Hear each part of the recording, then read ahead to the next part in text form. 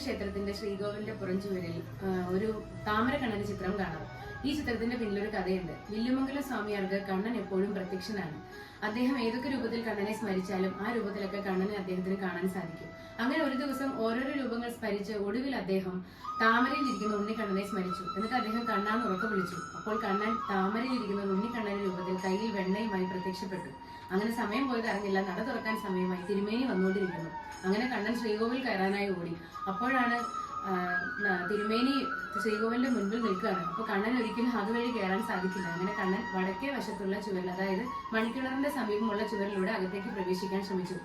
അങ്ങനെ കണ്ണൻ ഉള്ളിലേക്ക് കയറിയതും സ്വന്തം സ്വരൂപം ആ ഭിത്തിയിൽ പതിപ്പിച്ചിട്ടാണ് കയറിയത്. ഇതെല്ലാം സ്വാമിയാർ കണ്ടു നിൽക്കുകയാണ്. സ്വാമിയാർ അടുത്ത ദിവസം തന്നെ അത് ഒരു മനോഹര ചിത്രമാക്കി മാറ്റി. ഇപ്പോഴും നമ്മൾ ആ ചുവരിലുള്ള താമരക്കണ്ണനെ നോക്കി പ്രാർത്ഥിച്ചാൽ കണ്ണൻ പെട്ടെന്ന് തന്നെ അത് കേൾക്കുമെന്നാണ് പറയുന്നത്. സർവം കൃഷ്ണാർപ്പണം.